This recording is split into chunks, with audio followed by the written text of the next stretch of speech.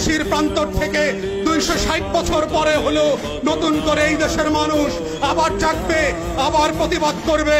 যদি মনে করে থাকেন পুলিশের গাড়ি দিয়ে, ভেহিকেল দিয়ে, কানন দিয়ে, র্যাবের গুম খুনের ইতিহাস জমা করে, পিডিআর দিয়ে, সেনাবাহিনী দিয়ে বাংলাদেশের 20 কোটি মানুষের স্বাধীনতার সম্ভাবনা আকাঙ্ক্ষাকে হত্যা করবেন, বোকার স্বর্গে বাস করছেন, বাংলাদেশের মানুষকে চেনেন নাই। তারা নতুন করে যখন জাগবে, আওয়ামী লীগের কাফন কেনার টাকা পাওয়া যাবে না, কবর দেওয়ার মাটি পাওয়া যাবে না। সেই দিন আসতেছে, সেই দিনের প্রস্তুতি নেন।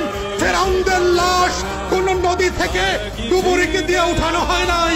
এই ফেরাউনদের লাশও বাংলাদেশের মানুষ ডুবুরি দিয়ে উঠাবে না, কোন হুজুর জানাজা পড়বে না, কোন কবর এই লাশ নেবে না। সেই দিনের অপেক্ষায় বাংলাদেশের 20 কোটি মানুষ।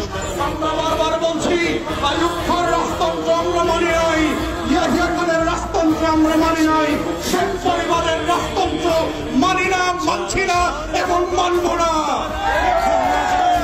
ছেলে মেয়েরা যখন ভোটার বিরুদ্ধে পাবলিক বিশ্ববিদ্যালয়গুলোতে আন্দোলন করছে, তখন আজকে মাত্র আমরা দেখলাম বরিশালে, কুমিল্লাতে, চট্টগ্রামে, ইভেন শাহবাগে আজকে পুলিশের সাজোয়া গান দিয়ে আমার দেশের তরুণ তরুণী শিক্ষার্থীদের উপরে গুলিবর্ষণ করা হচ্ছে, লাঠিচার্জ করা হচ্ছে। এটা পাঞ্জাবের আমল না, পাকিস্তানিদের হাতে আমরা বন্দী না, এটা 190 বছরের জমিদারি শাসন না। যদি কেউ মনে করে থাকে বাংলাদেশে এখনো জমিদারের শাসন চলছে, ব্রিটিশ বেনিয়ারা বাংলাদেশ দখল করে রেখেছে, আমরা প্রত্যাখ্যান করছি এবং বলে রাখছি, বাংলাদেশে গণতন্ত্রের যে লড়াই হয়েছে, সেই রক্ত দিয়ে মুক্তিযোদ্ধারা বাংলাদেশ স্বাধীন করেছে, সেই বাংলাদেশ আমরা ফেরত আনবো। কোটা থাকবে না, ইদার শেখ পরিবার, হাসিনা থাকবে, না হয় বাংলাদেশের 20 কোটি মানুষ থাকবে।